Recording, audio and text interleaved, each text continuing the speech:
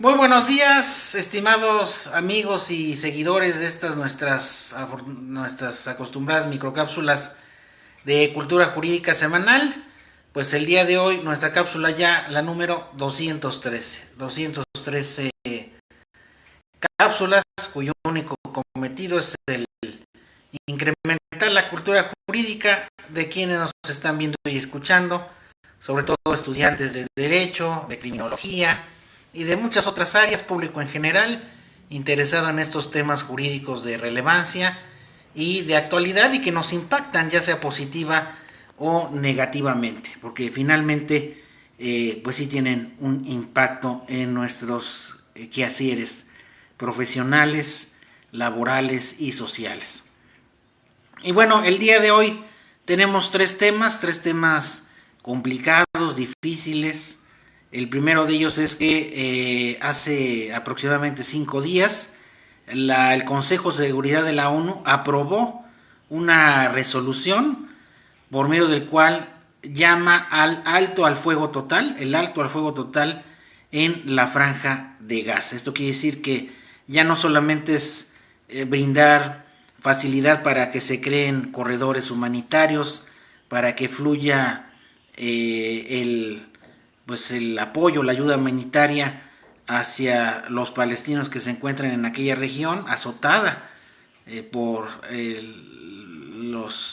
las cuestiones bélicas por parte de Israel, sino que pide inmediatamente el cese al fuego por ambas partes, no solamente por la parte del gobierno de Israel, sino también del grupo Hamas, que es un grupo que no representa a la mayoría palestina, pero finalmente eso fue lo que detonó la última conflagración entre estos dos pueblos que no han podido convivir.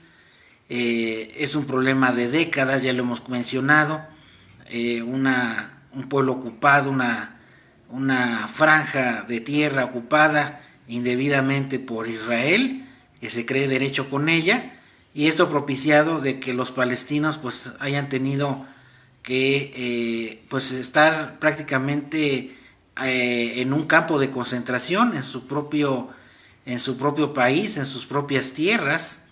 Ya habíamos hablado del antecedente de este conflicto prácticamente desde que se terminó la Segunda Guerra Mundial, desde que se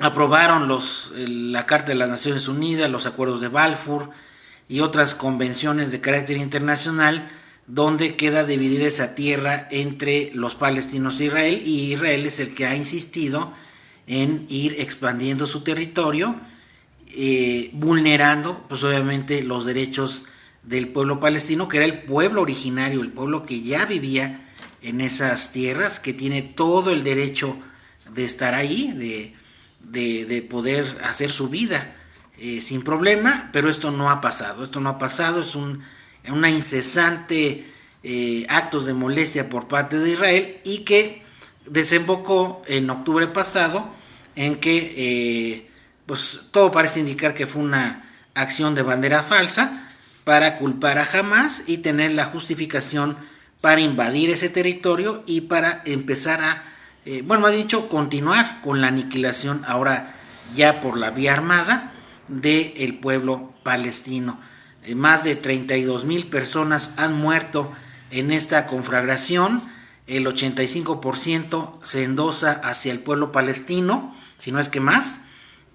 Mujeres, hombres, niños, adultos mayores sufren hoy en día la devastadora acción de ese conflicto totalmente asimétrico. No hay manera de decir que hay un equilibrio en este conflicto, a pesar de los intentos del Consejo de Seguridad de dar un alto al fuego. Estados Unidos es el que ha estado deteniendo esos resolutivos, vetando las resoluciones del Consejo de Seguridad, pero finalmente la semana pasada se dicta una resolución de alto al fuego inmediato en la Franja de Gaza, cosa que hasta ahorita no se ha cumplido a cabalidad, no se ha cumplido en su totalidad. Esto ya lo hemos mencionado, el derecho internacional es el derecho que impone el más fuerte política y económicamente. Se pasan las resoluciones el gobierno sionista de Israel por el Arco del Triunfo, no le importa, incluso así lo publicita en los medios, cosa que es una violación flagrante a la decisión no solamente del Consejo de Seguridad, sino también de la Corte Internacional de Justicia, quien también ha dictado medidas cautelares que implícitamente han solicitado el alto al fuego en esta zona. E incluso uno de nuestros seguidores y escucha nos preguntaba si ya el Consejo de Seguridad dictó una medida de alto al fuego, cuáles serían los mecanismos para hacerlo cumplir, ¿no? Y es muy importante la pregunta porque desafortunadamente la gran parte de los organismos de la ONU no tienen dientes, o sea, no tienen manera de hacer cumplir sus resoluciones.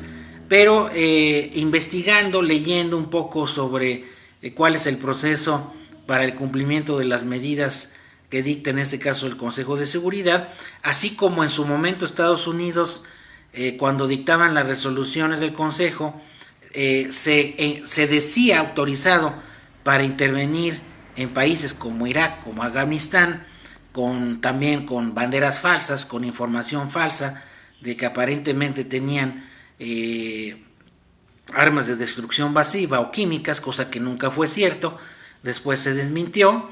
Pues así también miembros del Consejo de Seguridad, pudiera ser China, pudiera ser Rusia, Francia no lo creo, decir, bueno, yo me siento autorizado como miembro del Consejo de Seguridad a enviar tropas a esa región para hacer efectivo ese alto al fuego, ¿no?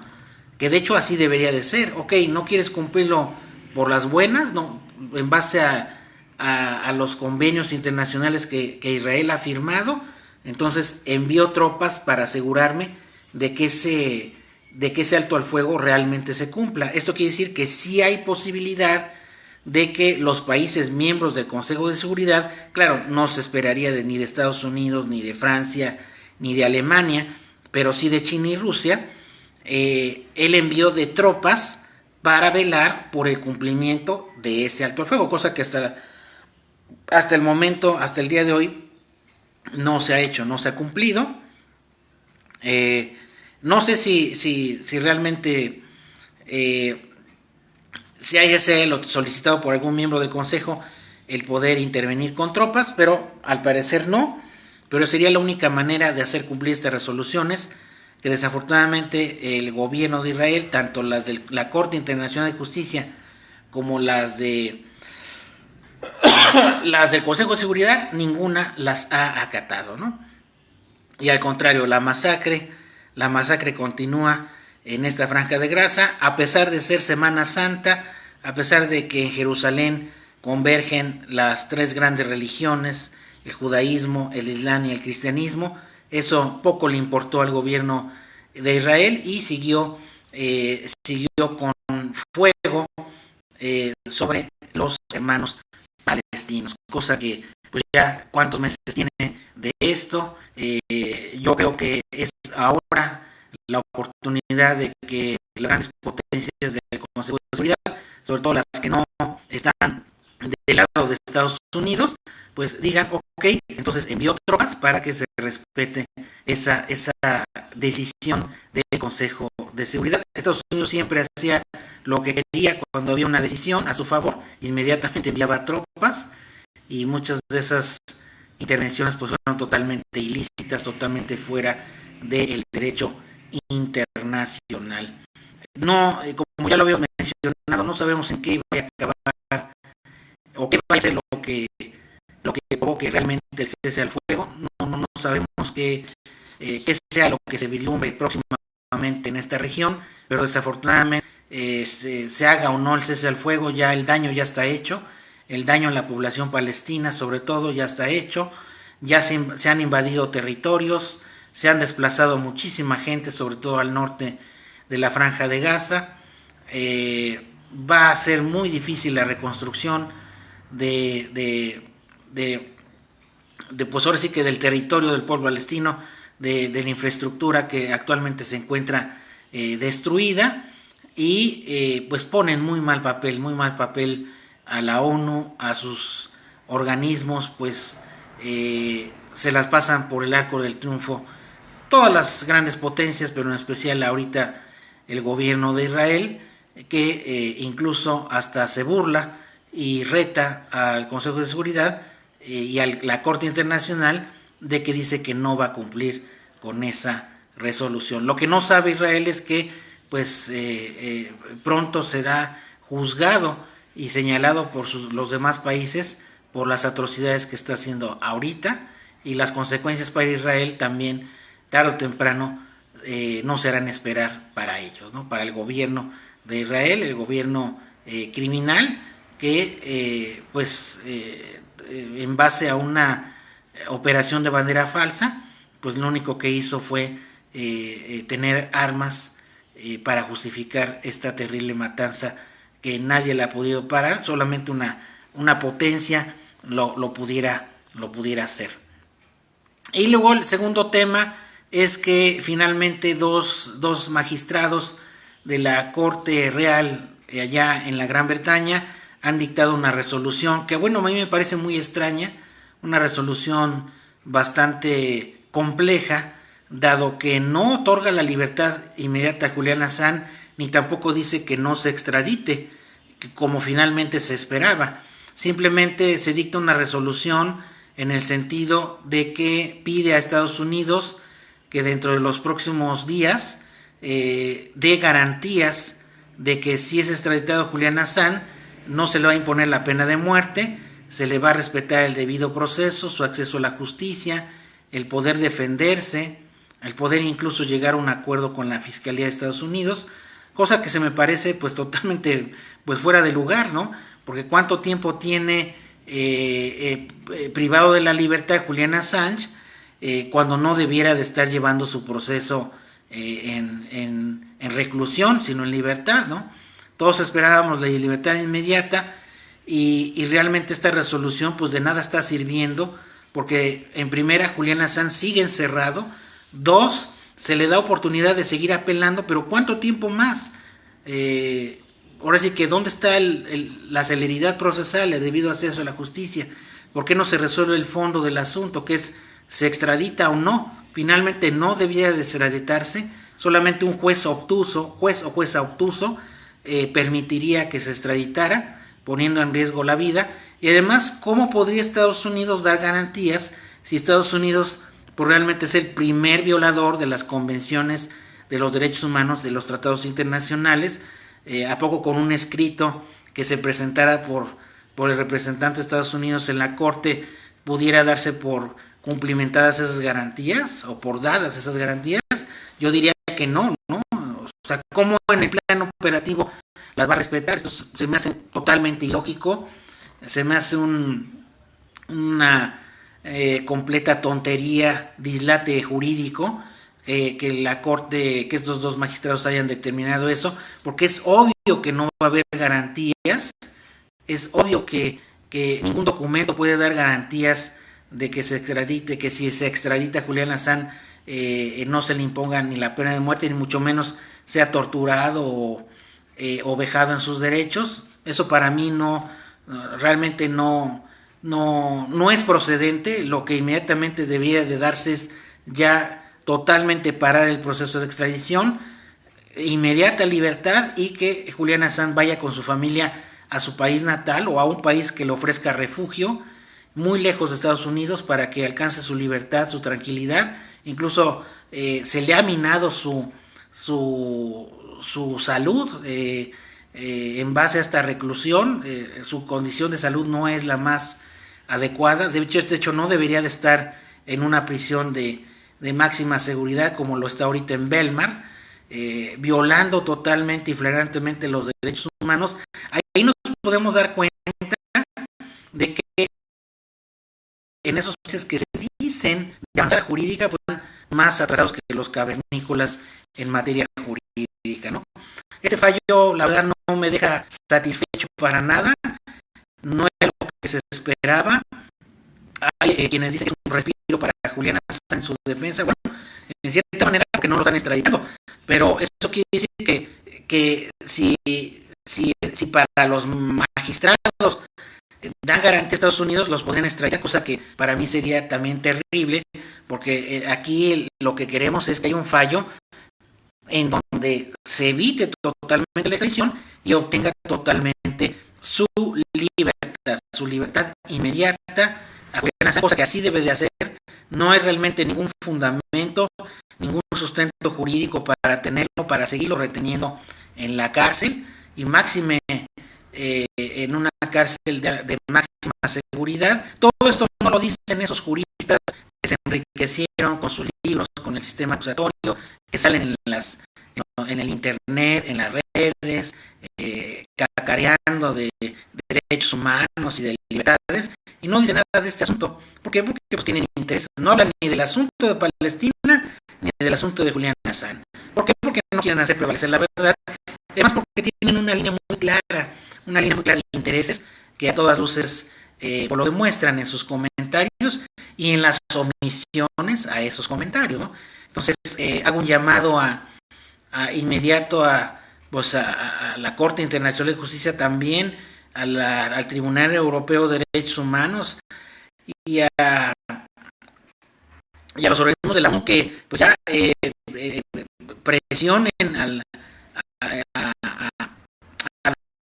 los organismos internacionales que deben de serlo, y a los tribunales resuelvan con celeridad, porque no se pide que intervenir en el fondo, no, que simplemente resuelvan con celeridad y que ya decidan finalmente si se extradita o no, y sobre todo una no extradición para que este personaje, este periodista que nos quitó las vendas, que nos dijo la verdad y que por decir la verdad está en la cárcel. Nadie debe de estar en la cárcel por decir la verdad, pues debe estar ya con su familia en plena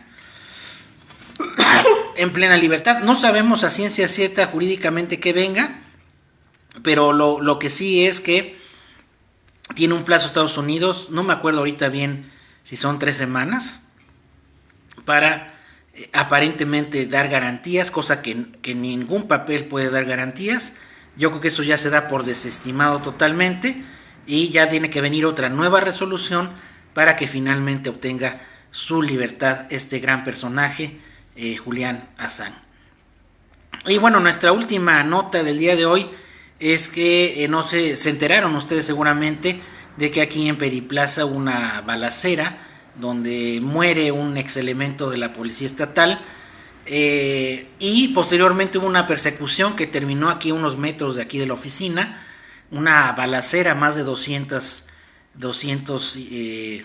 detonaciones de armas de fuego, armas largas, armas cortas, donde hubo varios policías heridos. Extraoficialmente dicen que fueron 2 policías fallecidos, no se sabe a ciencia cierta si hubo o no policías fallecidos o heridos nada más. De hecho, aquí hubo un despliegue de operativos policíacos muy importante. No se logró detener a los responsables, quienes tenían un mayor poder de fuego, además me parece que una camioneta blindada, pero ese no es el tema. El tema es que pues seguimos sufriendo las consecuencias de 20 años, un poquito más, de violencia en México, la violencia nuestra de cada día. Cualquier criminal se puede estar paseando en su vehículo con armas largas, con armas, en cualquier momento puede causar una grave tragedia al tener una confrontación, ya sea con algún otro grupo del crimen o con la policía. Y lo lamentable es que pues ya prácticamente han sentado sus reales el crimen organizado, no solamente en diversas partes del país, sino aquí en Puebla, una ciudad que era segura, tranquila, un estado que se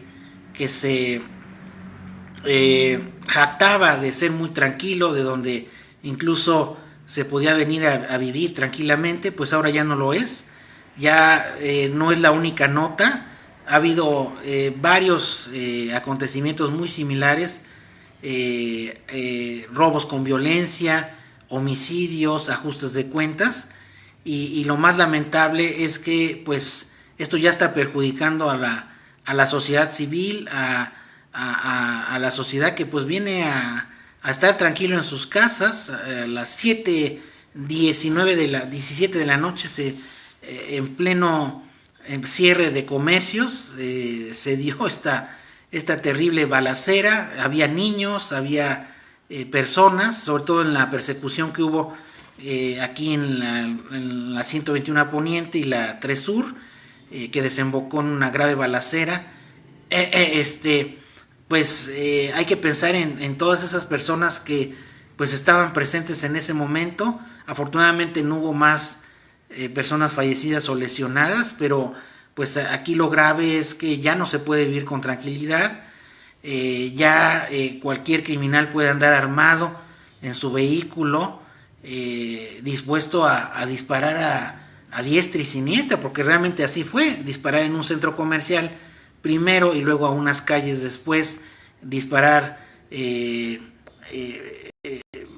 balas de alto calibre sin ninguna reticencia. Pues esto ya es realmente la violencia fuera de nuestras casas, cosa que se preveía, desafortunadamente, se vive un ambiente de angustia, de tensión aquí en esta colonia, en Granjas Puebla, donde nosotros estamos ubicados, y nos queda ese temor, ¿no? Ese temor de que desafortunadamente se pueda volver a repetir este acontecimiento. Ojalá no. Si ya nos quejábamos de que había robo de vehículos, robo de motocicletas, asaltos transeúntes, incluso disparos de bala por las noches aquí a unas calles, y ahora esto en una zona residencial, habitacional, como es aquí Granjas Puebla, la unidad San Bartolo, que está pegado aquí, y que pues ya los miembros del crimen organizado se paseen muy plácidamente. Pues ya eso hace pensar de que la violencia está fuera de control. No es de ahorita, no es de unos meses ni de unos días, esto es de años, que las políticas en materia de prevención, en materias políticas de criminalidad, pues han fallado desafortunadamente. Y pues el llamado a la autoridad de que pues acelere las campañas de prevención. Yo creo que la prevención es la única que en su momento puede disminuir los índices de violencia, y sobre todo pues incrementar las medidas de seguridad, sobre todo para que la gente no ande en sus vehículos armados. ¿Cuántos vehículos no han sido detenidos con armas de fuego en cualquier rumbo de la ciudad? Prácticamente ya la inseguridad abarca toda la ciudad. Y bueno, este incidente fue sumamente grave, sobre todo por el lugar, la manera en que se dio esta conflagración. Y sin duda pues hay que aumentar las medidas de seguridad vecinal en las colonias, en nuestras calles, en nuestras familias, precisamente para que si se presenta un incidente como estos, pues sepamos qué hacer. De hecho, yo mismo llamé al 911 a la policía y jamás respondieron, etcétera, ¿no? Entonces, sí debe haber un llamado enérgico de atención a la autoridad, y sobre todo invitar a todos los colonos, a todos los habitantes, los ciudadanos de diversas colonias, a que se unan, a que se reúnan y hagan pláticas de prevención, ¿no? ¿Qué hacer en este tipo de casos? ¿A quién llamar? ¿Cómo protegerse? ¿Tirarse al suelo? ¿Qué hacer antes, durante y después de una balacera? Etcétera, porque pues la ciudadanía no está preparada para esos temas. Pues bien, estos eran los 3 temas que quería abarcar en esta nuestra microcápsula número 112.